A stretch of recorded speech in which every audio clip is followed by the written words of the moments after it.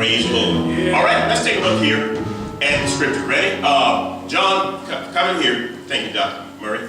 Early on the first day of the week, while it was still dark, Mary Magdalene went to the tomb and saw that the stone had been removed from the entrance. It's gone.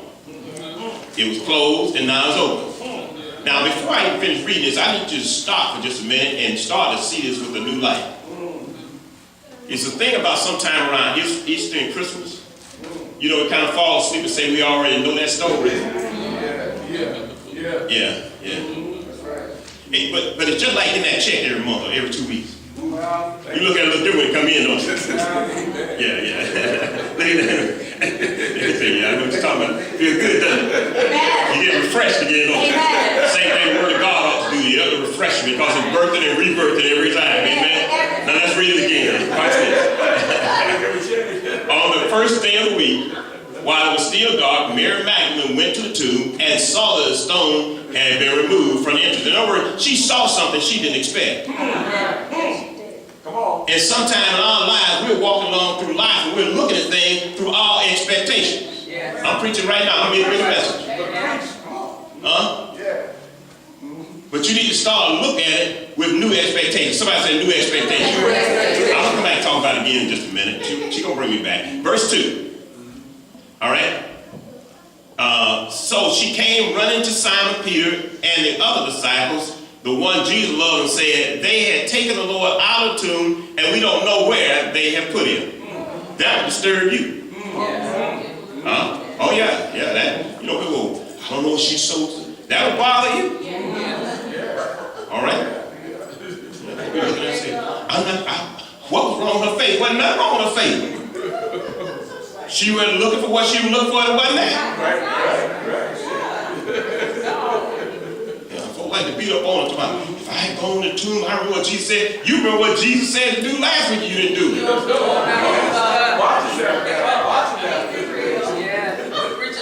I'm just saying. You picking on her. All right? Okay? We need to get that church thing and move. Anyway. Oh, this talking to all of us. Y'all talking about y'all. I ain't left the pulpit yet. But that happens, doesn't it? Yes. All right, drop down to verse 11 for me, Doc. I think that's where I need to be. But Mary stood outside the tomb crying. The disciples came by, they saw her. She stood outside the tomb crying, and as she wept, she bent over to look in the tomb. And saw two angels in white seated where Jesus' body had been, one at the head and one at the foot.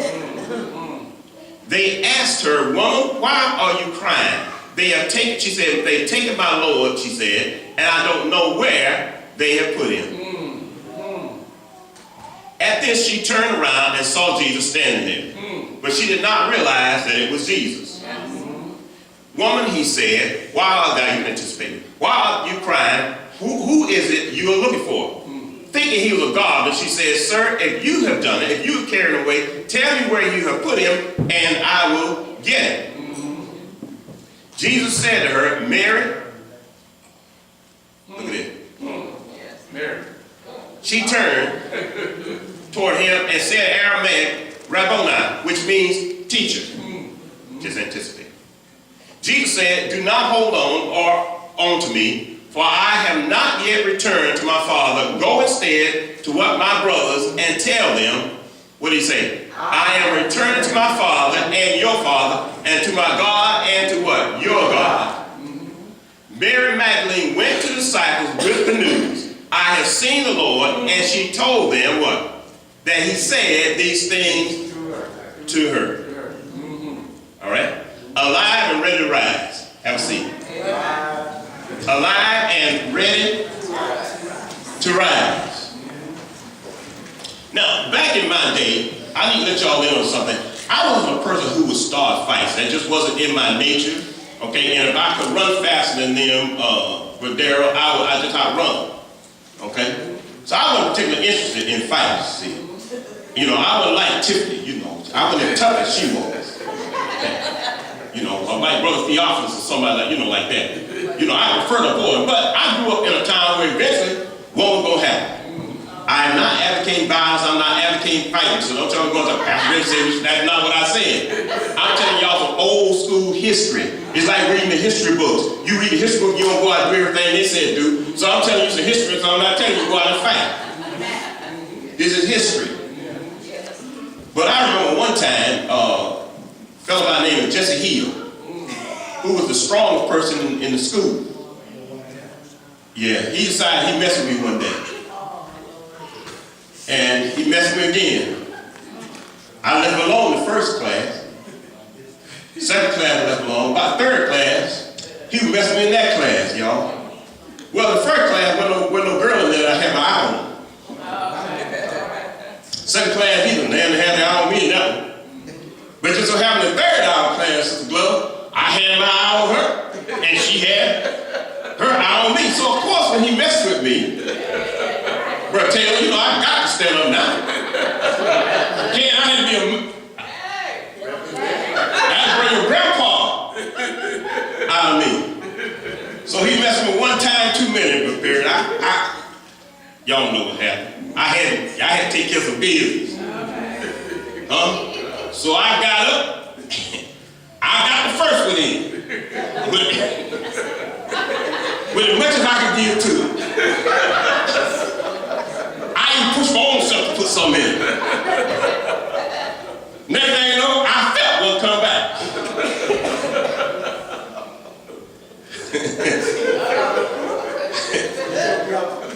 Next thing you know, I was waking up.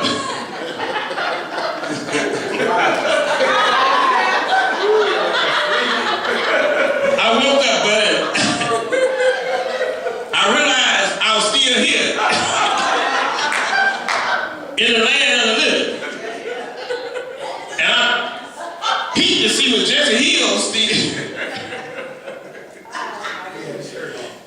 He was still standing there. After I realized I was still alive, and so was he, I realized I was living, but I didn't have no desire to rise up from my current circumstance. My current circumstance looked mighty good compared to me having to face Jesse Hill again. We got some folk like that right now. Come on, preacher. Come on. They know they're alive. Yeah. They know they're breathing. Yeah.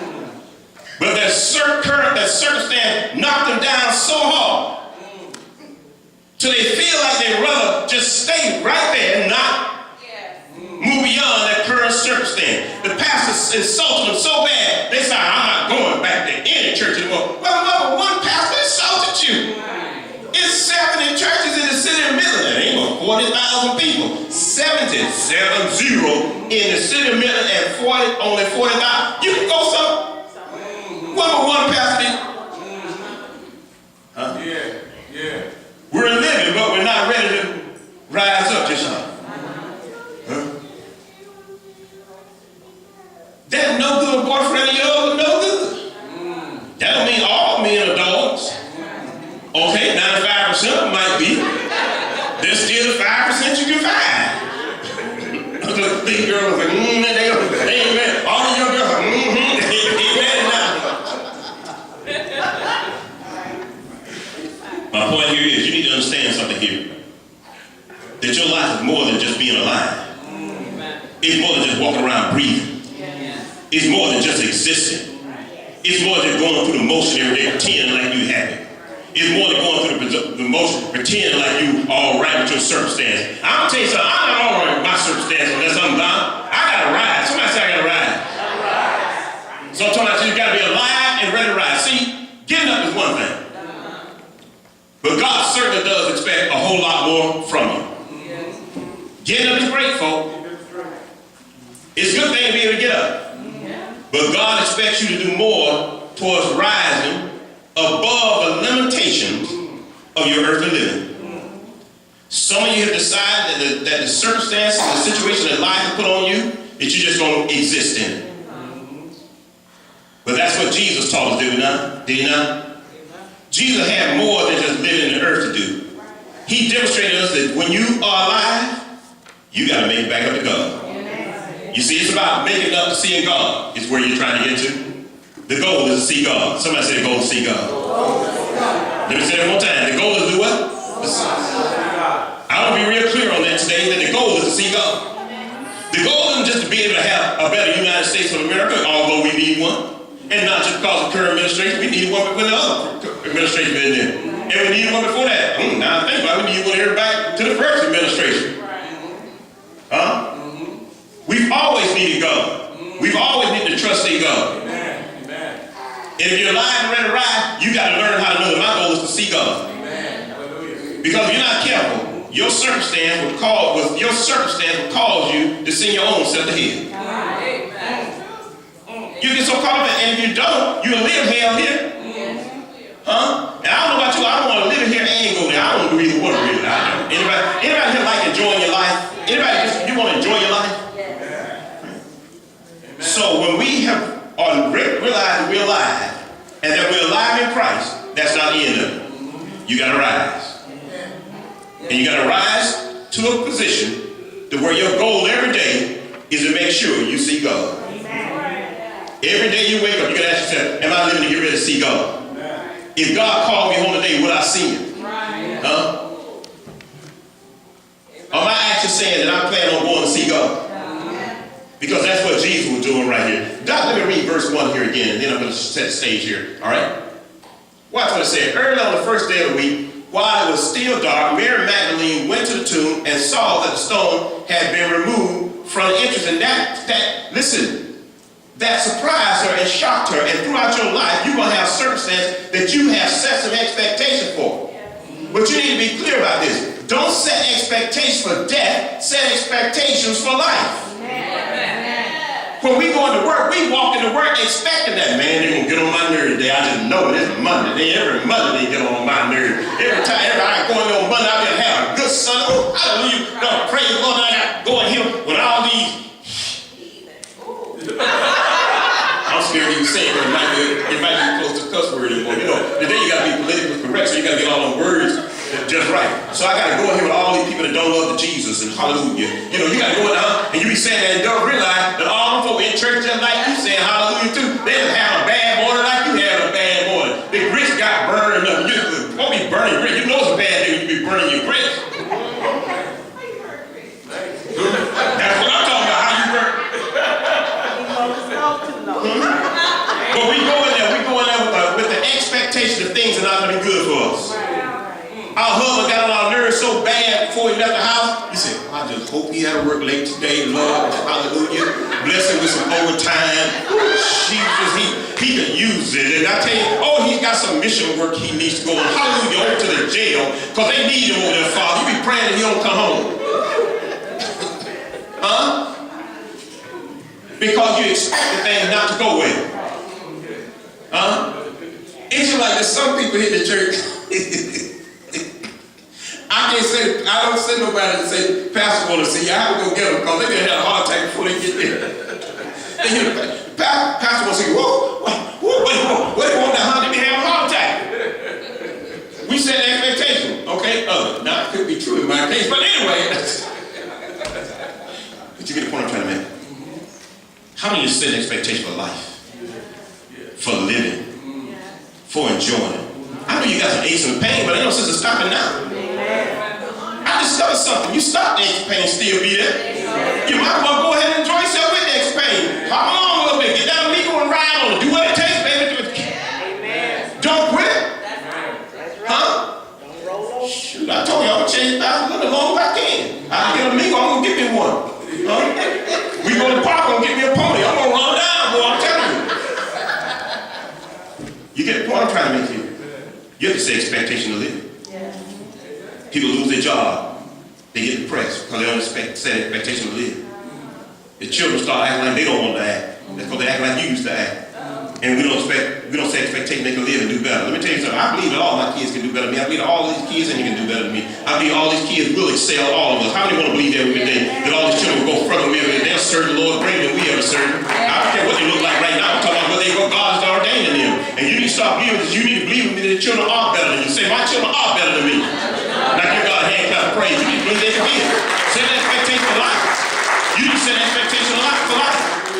So let me show you how to set an expectation of life. I'm going to leave you with 5 principles. Let's run those 5 principles for me, Doc. We're going to leave with 5 principles that you need to understand in terms of doing this, because you need to know what God expects of you in this season, right? Amen. She's finding them up there somewhere. All right, she take Bridget somewhere. It should be all in one big. You don't have them in one big pile. Come on, let's go then. I'm going to avoid. I'm going to listen. I'm going to know the ID.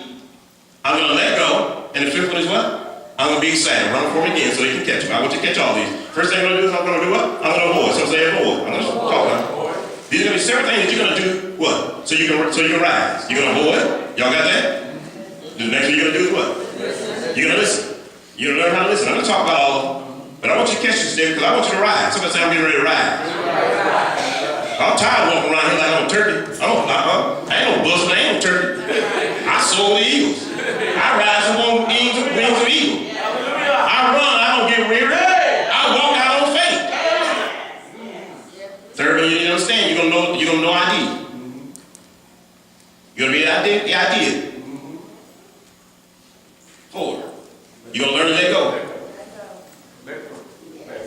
Watch this now. And number 5, you're gonna get excited.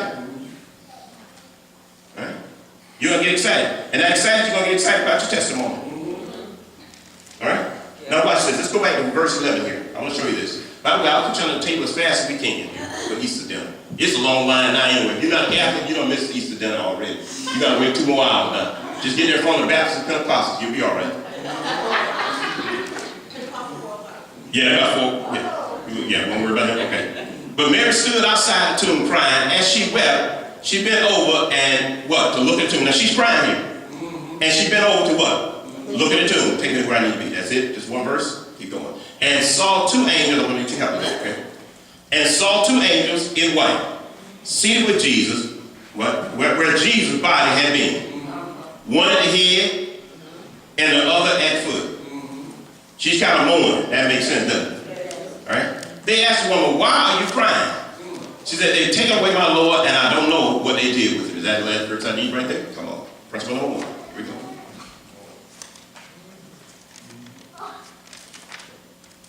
All right? You need to resist clouded thinking. Resist what? Clouded thinking. To what? Avoid distorted vision. You get it? So you need to avoid that what? Avoid that what? Distorted vision.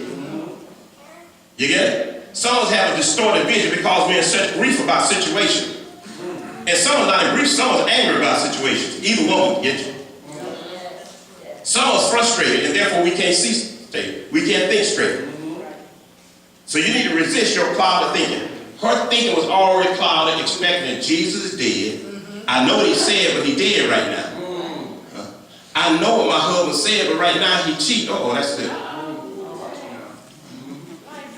I know my wife said, but she better help me, but right now it sounds like you're fussing. That's what you need to resist clouded thinking. As soon as you get into clouded thinking, your vision gets distorted. When your vision gets distorted, you start seeing what your clouded thinking said was there. I mean, that's true. Everything started to look bad. Come on, preach now. Huh? Yeah. Stuff that would look normal, that's normal, will start to look like what you up to. No, I'm just giving you some cake, what you want back for. Right. You get it? All right? So resist what? Clouded thinking. To avoid what? Distorted vision. All right? So that's the first thing you need to do. A lion, what? Ready to rise? What's the first thing I'm going to do is what? Resist what? Clouded thinking. Why? Because you got to avoid something. Your vision is distorted. Sometimes husband, your wife, she don't mean to get at you like she does. Just her vision distorted. I better say those sides so I can get home. What side I just say? Well, the other side is true too. Y'all know I get out sometimes. All right, here's my next scripture, Doc. Let me tell you some things here, though. We'll talk about Jesus when it comes to first person. When it comes to resisting clouded thinking, it could have been so easy. Point number 1. It could have been so easy for Jesus in his circumstance to get clouded thinking because of what they had done to him. All right? Principle number 1 is resist clouded thinking what? To avoid what? Distorted vision. Could have been so easy for Jesus to have what? Clouded thinking. You just been beat like that? And you ain't did nothing. Right. Now, they say I stole that quarter, but I know Jesus didn't. You get it? Jesus had done nothing. It could have been so easy for him to just all of a sudden say, wait a minute. Wait a minute. Anthony ain't worth all that. Lavelle might be. But James ain't worth all that. Lee might be, but Leonard's not worth all that. Does everyone get this? He did not get distorted from his vision. His vision said, I got to save Joyce. She's not later, but she still needs Jesus. I got to save Dina. She can't sing her way to heaven. You get it? He kept saying the vision, didn't he? Y'all get it? All right, now you get it, don't you? All right, let's go to the next scripture and be ready to anticipate. At this, she turned around and saw Jesus standing there. But she did not realize what? That was Jesus. Just take the word and let me know. Woman, he said, why are you crying? Who is it you are looking for? Thinking he was a gardener, she said, Sir, if you have carried him away, tell me where you have put him, and I will get him. Listen, what? With your spirit. Not your emotions. To elevate your mind. What did I just say? You got to do what? Listen with your spirit. Not your emotions. To elevate your mind. Some of us got so emotional caught up. And so tired of all emotions. Till that's all we're listening to. Some of y'all will get fired from y'all job because you're mad. A job is designed to make you mad. It just works out that way. They just kind of, something that work makes you, irritates you. Means that you're not the boss, and your boss is your boss. You get it?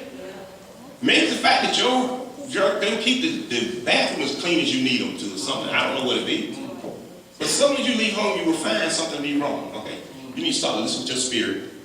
Not your what? Not your, all right? Not your emotions. To do what? To elevate your mind. Somebody say, I'm ready to elevate my mind. Now I will show you here what happens when it comes to that. Emotional versus spirit. Watch this.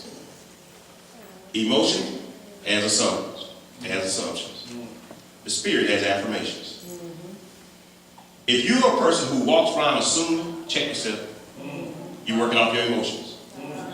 As soon as somebody say, if you find somebody keep saying, well, I thought you were going to. See, they're assuming that. Did I tell you I was going to do it? No, but don't assume I'm going to do it. You follow? All right? You have to be careful because if you're not careful, that's your nature, by the way. All right? All right? That's your gifting. But if you're not careful, your gifting will get in the way of your affirmation. You'll have the same people who do the name and claimants will be making accusations and assumptions. Y'all need to say that again? The same people who do the name and claiming will make the assumptions and accusations.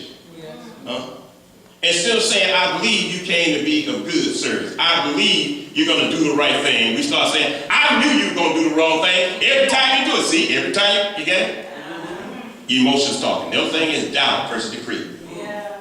When we get emotion, we start doubting things. Now, I don't blame you. Some stuff will look kind of bad, won't it? Some stuff will look like you ain't going to make it. All right, you ain't studying for that test, it'll look like you ain't gonna make it. Okay? All right? And then when you study for it, sometimes it still look like you're not gonna make it. Be careful of doubt. Start to decree up on that test. All right? And here's the worst one, it's invalid conversation. You just start running off at it, you just start talking. Okay? All right? Instead of inspired confirmation. That's what starts happening. Y'all got that? All right? So we need to avoid something, don't we? We need to do some listening, and let's go to the next set of scripture. I'm moving along. Everybody catching this morning? Yeah. I'm taking my time on purpose. All right? Just in case you say, why you take time? I'm doing it on purpose. It's my plan too. All right? Give me a scripture. Jesus said to her, Mary. All right, she turned toward him and cried out in Aramaic, Teacher. Keep going. She won't go? All right. She's working. She's working on it. Okay. Jesus said, do not hold on to me, for I have not yet returned to my Father. Okay, I just need the first one there. I needed to back up. Give me 13 and 14. I apologize to you all. Okay? See what happens sometimes when Doc has to work the choir in back there, we don't get a chance to do no talking. You know, and we have anybody else to be up there this point, so we appreciate you up there. Let's do 13 to 14. They asked her, Woman, why are you crying? They have taken my Lord away, she said, and I don't know where they have put him. Watch the next verse 14, I think is what it is. Yeah. And then she said, at this she turned around and she saw him standing there, but she didn't realize it was Jesus. 15.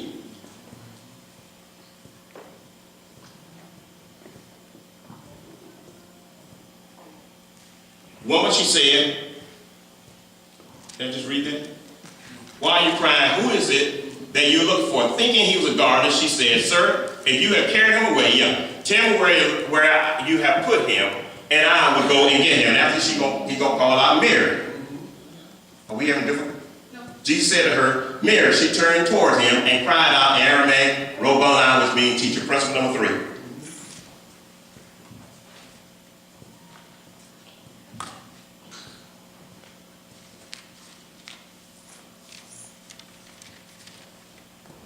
All right, look what it said. Mary, know when your name is called to identify your next purpose. When he finally does call your name, it'll help you identify what? Your next purpose. Some of us don't know our next purpose because what? We've not listened for our name to be called. We keep listening for everybody else to be called. We see everything else going on. You get it? But the question is, are you ready when he finally calls you? It's one thing to criticize somebody else in the work they're doing. The other is, what are you doing? What did you do when he called you? What is your time to contribute? What is your time to give? What is your time to cooperate? What is your time to participate? Notice this. Jesus knew his name was called to save us. Had Jesus not identified his purpose to save us, guess what? We would have been lost. So it's not enough for you to just sit around and be confused about the circumstances. You got to go into action if you expect to be alive and to rise when he calls your name. You know, sometimes people ask, sometimes in churches, I'm just using an example, not necessarily here, but sometimes in churches, somebody asks, why didn't the pastor ask me? Well, each time he asked you, all right. Watch yourself. you didn't get it done, and you were not available. But as soon as it's assigned to Brother Goodright, then you say you could have did it. That's the same thing happened, by the way, in homes too. Same thing. You get it? I'm not just picking on churches. You get what I'm saying? But you need to know when your name is called, the question is, will you do it? Somebody asked you, will you do it? And here's the other part of it now. Are you going to be dependable in doing it? Yes. Can Jesus depend on you to get it done? And can those around you depend on you to get it done? All that's part of it. If you expect to rise. Know when your name is called, identify your next purpose. Because when you identify your next purpose, then you're ready to rise up. Until you rise, you will know it. Okay? I'm what? Alive and what? Ready to rise. Give me my next set of scripture, I'm almost done. I'm at verse 17. And Jesus said, do not hold on to me, for I am not yet returned to my Father. Go instead to your brother and tell them, I am returning to Jerusalem, to my Father, to your God, and your God. Listen, you got to let go of the present, folks, if you expect to get anywhere. You got to let go of the present, so that you can move into your future. All right? It's very important that you do that. Some people are still trying to just hold on to what they have right here, but God has a lot more for you so you can move into your future. Your future is waiting on you. Thank you. Let go of what? Everything around you now. Because otherwise, you're hindering your future. You cannot get to the future holding on to what you have right now. It will not work. It will not work. It will not work. Some of you are afraid of letting go right now. Look at Jesus. Had Jesus held on to his earthly existence, you wouldn't be saved. I wouldn't be saved. We wouldn't be saved. And the same thing, if you expect to rise above where you are, you got to let go right now. Some of you so stuck in right now, but that's how we always do it. What we're doing, it might not be a good idea anymore. We need to maybe throw that in the trash can and move on. Somebody say amen. So, well, if we're going to do it like that again, maybe we just shouldn't do it that way. Some of you need to go home and clean out your closet right now. You ain't going to never get down that side no more. Watch yourself. You're not going to make it. You're not going to make it. No, you're not going to make it. You need look. You need first, when you go in and see your tags, you need to see the one that got them initials in it, not numbers. That's what you need to go ahead and get over with. Okay? You got to have X's and get over it. You're going to live your life. Listen, I'm not, listen. Y'all know full well I ain't talking, but I can hear it. I got a suit in every size you can name. But what I'm trying to admit to you is we're so busy trying to hold on. That does not mean you should be healthy. That's not the point I'm making. So I'm just going to try to confuse it. Here's what I'm trying to make here is we're sometimes trying to hold on to things that aren't going to be possible for us anymore. Some of you in relationships right now, you need to let that relationship go. It's not going anywhere. It's exactly what it is, and that's exactly all it's ever going to be. Until you let go of that, you're not going to be moving to your future. Some of you are so angry about what happened to you in some relationship. You need to let all that stuff go. Because you're never going to be moving to your future. Some of you are upset because you got laid off or they asked you to retire and all that. You got to let that go. Some of you didn't steal a quarter, but you got to let it go. Because your future needs you to move into it. So you won't be hindering your future. Jesus said to us, don't hold on to it right now. I know you're looking. But I have a future beyond just this. Sometimes parents and moms particularly, you got to sometimes let them babies go. Because they got to have a future beyond you. They can't live the rest of their life with you governing them and telling them what to do and when to come and when to go and how it ought to be and everything. Get your dog or puppy and tell them what to do. Do something else. But sometimes you got to move on. They can't be a mini-me. They can't be you. They can't do it as well as you. Yes, they're going to get hurt along the way, but guess what? We got hurt along the way and God still blessed us.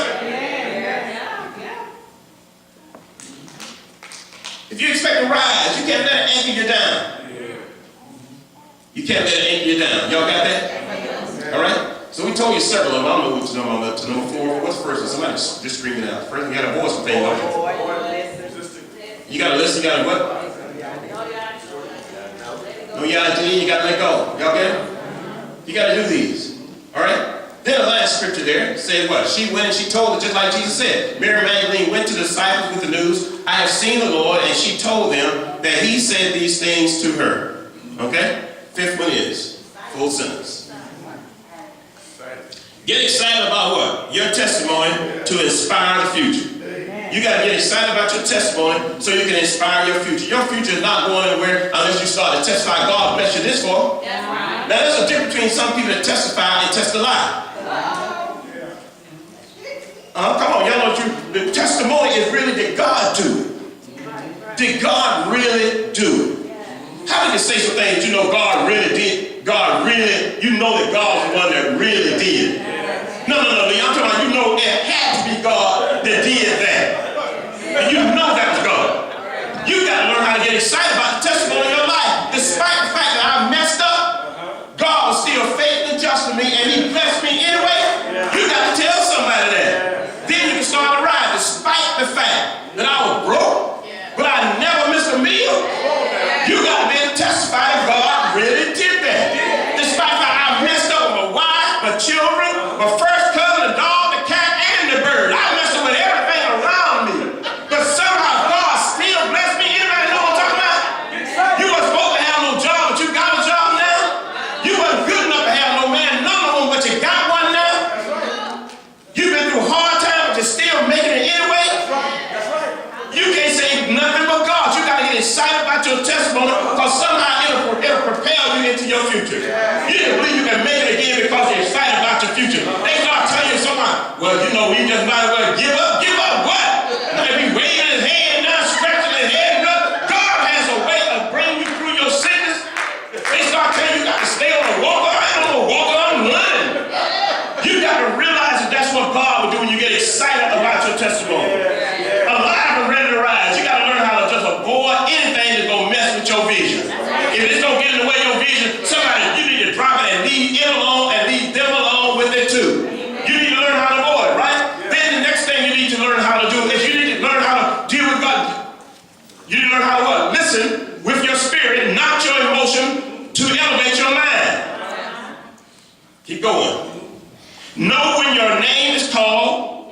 so you can identify yourself. Let go of the present so you can move what it won't bother you. You don't want anything hindering you, and then you need to get excited about what? Your testimony. Good, as you stand on your feet now.